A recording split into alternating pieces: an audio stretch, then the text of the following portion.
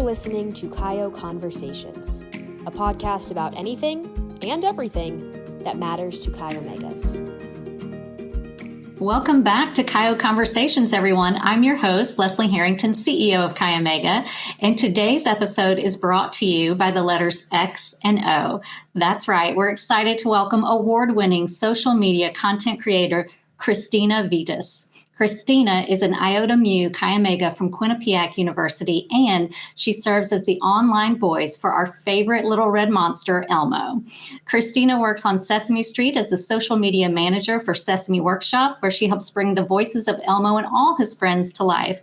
For Chi Omega, Christina is a graduate of the Nancy Walton Laurie Leadership Institute of Chi Omega and a participant in our Pearl Mentorship Program on Kaio & Company, which is our online mentoring and networking platform. Elmo and Christina made headlines in early 2024 when Elmo sent out a simple tweet. Elmo is just checking in. How's everybody doing? And that one small kind gesture of checking in went viral. It garnered over 180 million views, several mentions from celebrities, and opened up the door to a national conversation around mental health. We are so delighted that Elmo allowed Christina some free time on her schedule today to come and talk to us. Christina, as we welcome you to Kaio Conversations, we have to check in on you too. How are you doing, sister? I'm doing so well. I'm so excited to be here and to talk to you today. This is such a joy. I'm so happy to be here. Well, we know your career with Sesame Street started as an internship, and I bet many of our listeners would love to know how you scored such a fun position and how you made the leap from intern to social media manager. So tell us how that happened. Absolutely. So when I saw that Sesame Workshop had an internship for the summer, I jumped at the opportunity. I locked myself into my college library and I really, spent some time giving some TLC to my resume, my essays, my cover letter, and things like that. And thankfully, I had a lot of great, student experiences, both being at the page for my chapter at Chi Omega for Quinnipiac. I was also GM before that, and I did some Panhellenic support. I was a resident assistant, so I had a lot of great college experience that I was able to sell as transferable skills for when I was applying. And sure enough, I got the internship. And while I was there, I pretty quickly realized that I never want to leave. And so I did my best, network and make as best connections that I could so that one day when they were hiring for an entry-level position, I would hopefully be top of mind. And sure enough, I was able to score my first job back at Sesame Workshop. And, I've had a few positions after, and now I can proudly call myself a social media manager. Well, look at you. You made yourself pretty valuable to that team there at Sesame Street. And I want to go back to that viral just checking in tweet. I want to hear a little bit more. Was that post planned or was it more of a spontaneous post? I feel like it was a happy marriage of both. Yeah. So Sesame Workshop, right, has these initiatives and they help to teach families near and far really important life lessons. It's the ethos of all that Sesame Street is. Yeah. They have the mission to help children go everywhere smarter, stronger, and kinder. And so the latest initiative at the time, and still to this day, is emotional well-being. Mm-hmm. And that, to Sesame, is mental health, right? And so we knew that this was an initiative that is really relevant to children, families, and all those in the middle. And so we're trying to reach folks to talk about mental health. And so an evergreen opportunity to post is a natural fit of Elmo asking his friends, how are they doing? And so I posted it as a normal, everyday type of post. But by midday, Elmo was the number one trending topic because folks jumped at the opportunity to tell them how they were doing to their little red friend. And then it became so much bigger than just one post. We brought it to all different platforms and, certainly different people, celebrities, brands jumped in onto the conversation. And it was a wild week for Elmo, ending with his birthday. It was so special. So it started as a singular post, but became this much larger campaign, but more importantly, larger conversation about emotional well-being that I'm really proud of. And I know every teammate that touched it throughout Sesame Workshop can say the same. Yes, we watched that happen, and it was remarkable to see.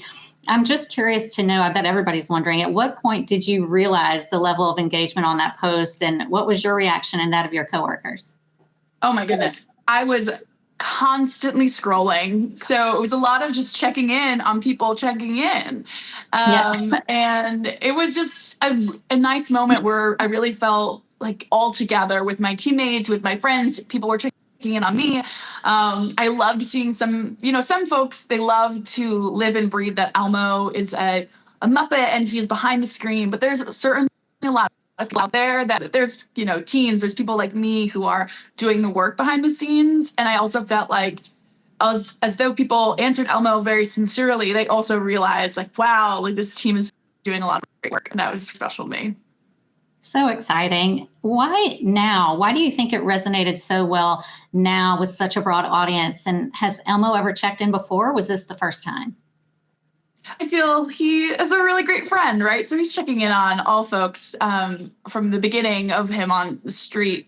But I mean, it's super prevalent, right? And I think it's a wild, wild world out there, highs and lows as all things and all people face. But the theme and the value of friendship, as we know as Chi Omegas, right, never goes away. It's always relevant and always feels right. And it's an honor to, through this work and me as a person, be able to show up for the people in my life just like that. Well, when you were scrolling and scrolling and scrolling, were there any replies, comments from celebrities otherwise that stood out to you and really made an impact on you specifically? Yeah, I mean, certainly there were some DMs and there were definitely some posts. I never thought I'd see T-Pain reply to Elmo, right? There are just some silly ones. Rachel Zegler was a really big fan and really engaged, but I loved seeing just like everyday people, right? And then even the follow-up thereafter, right? This conversation has continued where people still check in on Elmo. They don't forget that this happened. And I think it also built this great community for Elmo and his friends online. People go to the accounts to seek their happiness, to seek some joy on the internet and beyond. So it's really special that happened and only strengthened the relationship of his community on the internet. Absolutely. On the flip side, since you've been doing this a while now, has there ever been content that you thought would perform really well, but it wasn't well received? And if so, how did you handle that? Yeah, I think that's a common occurrence for anyone working in social media and marketing, right? You can really put all your eggs in this basket, like this is definitely going to take off and do super well. And then you may be a little bit disappointed. And I think it's all about not letting your audience surprise you, right? Like expect the unexpected and just get back to it, right? Maybe it didn't hit it out the park this time, but surely the next time you can do it, right? I think Elmo would say, try again, right? I love it. I think that's great advice. How else do you and Elmo keep your mental health in check when you're working in social media? Because it can sometimes be a not so friendly place. Sure. I feel it's really important to know yourself, right? And know what are your stressors, what are your triggers, and then what refills your cup. And sometimes I do find my refilling of my cup, right, online. But then there's also the time where you put the phone down, you close the laptop shut, and then you go and see your friends, see your family, I love to travel. That's how I unplug and recharge. So really knowing yourself and then acting on, if something doesn't feel right, end it. And then if something feels right, go see out and hopefully with those in your circle as well. Well, I'm sure most people think Sesame Street is all fun all the time. But what is the most challenging aspect of your role that might surprise some people? Yeah, thanks for asking that question, because I do feel like, I have a fun job, right? We work on really great projects and there's plenty of sunny days. But I would love for all the collegians to also know, right? Like, this is a job. Like, this is an office that I go to. I still do the hard work, right? So no matter how glamorous an industry may look, right? Like entertainment, fashion, news, right? Like I love the Devil Wears Prada. It looks very glamorous, but there's like some work that goes behind it. So just never lose sight of that just because something is super fun, it can also come with the normal hard work and the hard days too. So. That's right. I always think my job is fun, but not nearly as fun as yours. But it is hard work, both of them, I think. I think being a very professional Chi Omega is very fun, and I would love to hear about that. That's so fun. Well, we always like, Christina, to give our listeners a tangible takeaway. And I know our marketing directors on the Cardinal cabinets everywhere would love your expertise on creating content. So I'm going to give you, if it's all right with you, some Chi Omega related themes and prompts, and you can kind of come up with a creative hook or an idea or two to bring it to life. Are you ready? Oh, I love this. Let's do it. Okay. First, let's say a chapter is creating a TikTok about what makes our sisterhood so great. How would you approach this? Oh my gosh. Well, TikTok is certainly the platform for fun and authenticity.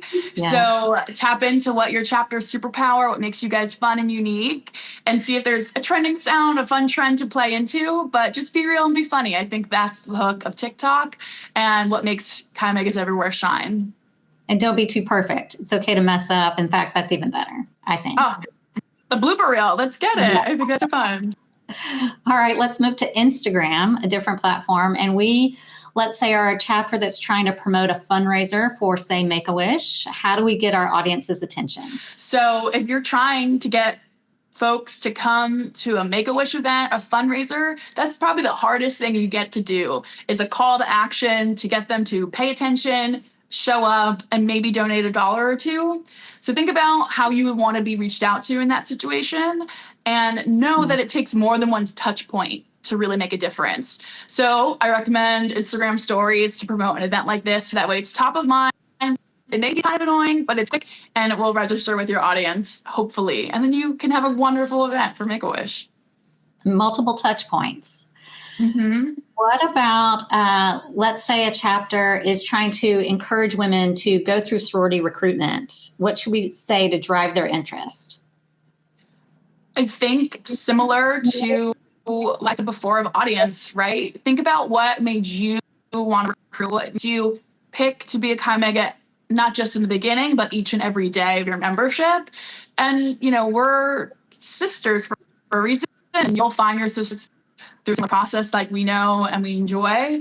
So think of what makes you move to be a Chi Omega, and how can we get that to the platform. It's a very common thing when it comes to social media content creation. Well, that is the perfect segue, because the next thing I wanted to talk about is about your recruitment journey at Quinnipiac. Tell me, because I'm so thrilled that we attracted you to our chapter, what drew you to Chi Omega? Oh, so I loved Chi Omega from the get-go, but of course I kept an open mind. I even had a friend who was in the chapter before I joined, and she told me, keep an open mind throughout it. And I did. But I will never forget being in my preference round, of course, the last day. And I remember hearing the symphony line by line. And in my head, I was just like, check, check, check. Like, these are my favorite sayings, such close values to my heart. And I knew that if all of this is true, if these women believe in these words, then this must be the group of people for me. So that was really what sealed the deal for how I ended up being a Chi Omega, because I just loved the words and I trusted the process of that. If these women believe it, they must be for me too. I think Chi Omega is so lucky to have that poem. I mean, that poem has closed so many deals. I do. Yeah. If she has other work, I must go read it. I never thought to deep dive into that. Seriously. Now, what part of your Iota Mu experience do you think maybe shaped who you've become today, both personally and professionally? Something I like to say is that if you can be a sorority president, you do anything. And I think it's applicable to most positions of an executive board or cardinal cabinet, right? Like, we hold ourselves to such a high standard, but even more so, like, you're doing hard work. You are having tough conversations. You're problem solving. There are just so many transferable skills that truly I think about quite often in my role, and how I've been able to grow and have those tough conversations as a working professional, or just being creative, right? So much of Cardinal Cabinet is creative work, and, building community as a gem and then later as a GH, right? All of it, I think about all the time, of how it really helped me feel prepared for my first job and my second job, and thereafter to where I am today. And I'm for sure certain in the future as well. Well, that makes me so happy. I think there are a lot of young Chi Omegas out there who might be hesitant to put Chi Omega on their resume just for fear of what maybe a hiring manager's experience or stigma might be about sorority. But I say put it on there because it is, like you said, it's life skills, it's real world professional experience you're getting in these officer positions. And I bet if anybody out there needs help describing their role on their resume, they could call me at the Chi Omega Executive Headquarters or you, because we can help them. Absolutely. And I would 100% co-sign the idea of making sure that's on your resume, right? A fun little story of when I started at Sesame, I had to send a worker a email or something from my personal email. And I had, Chi Omega Iota Mu in my email signature. And she saw that and she replied and she's like, I don't know if they still say this, but LICO, I was a Chi Omega at West Virginia. And so you just never know when you're going to meet a Chi Omega. And also the spirit of Panhellenic, right? Like just because I'm a Chi Omega, I can also talk about my sorority experience with so many other women, and it makes connections, it forms bonds. And, it really does open doors. And listen, if they may feel differently about the sorority experience, that's okay. And it's just an opportunity for you to prove them wrong of all the great things that we've taken from an organization like ours. That's the attitude. Now I want to do a really fun and a second kind of rapid fire type question and answer game with you. This time, though, we're going to play matchmaker between Chi Omega values and Sesame Street characters. I think our values align pretty well, so it should be fun. Are you up for this? Let's do it. Okay, here we go. I know that all of the pals on Sesame Street are big into friendship, but who would you say is the one that would rank friendship over anything else? It's hard. They all love it, but I think I'm going to pick Big Bird. He's been there since day one. He is everyone's friend and the first one to give you a big, big hug, right? That's right. Who would you say prioritizes academic excellence and intellectual pursuits the most? Oh, I think I'm going to pick Gabrielle. She's a newer character on Sesame Street, but she writes poems and it feels right for her. I think it'd be a great match. Look at Gabrielle. So smart. So smart. Yes. Who do you think is the most involved within the Sesame Street community? Who's out there giving back philanthropy-wise? Oh my goodness. I'm going to say Cookie Monster. While he does love his cookies, he is always there to share as well. So I think he does give back to his community whenever he can. See how we're aligning on all of these? Finally, out of all the friends on Sesame Street, who do you think would be most likely to go Chi O? This is a high compliment. I mean, they all would, but I'm going to go with my friend Elmo. I think it'd be great. He looks so good. He's red. It's already halfway there. I was just about to say, I think he's Cardinal for sure. Absolutely. It works. Big Bird too, though. Mm-hmm. Christina, it is so fun to talk with you, and I'm so grateful that you are here giving advice to all of our Cardinal Cabinet directors and officers. It's a really fun episode that we get the treat to have you amongst us. And getting to hear about all your behind-the-scenes work with Elmo and Friends. But before we let you go, I want to know, is there anything we forgot, any parting words of wisdom or encouragement that you want to share with our listeners? Oh my gosh. I love Chi Omega. I have from day one, and I'm so grateful for the connections I've made. If you're Chi Omega and you can apply to the Walton Laurie Leadership Institute, yes. I think about that weekend all the time as well. And I'm still connected with a lot of the women I've met. So a shame to that. It was so much fun.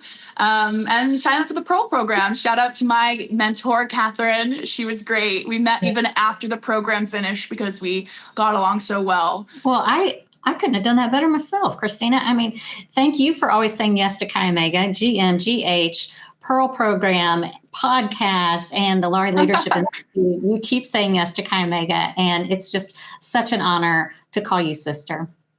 Oh, thank you so much, and same to you. And thank you everyone for tuning in. I hope you've enjoyed this episode and it's brightened your day just like it has mine. And hopefully your marketing directors out there got some good inspiration for your next post as well. In the meantime, make sure to like, follow, and subscribe on social media to Kyle Conversations and to Elmo so that you don't miss out on our next Kyle Conversation.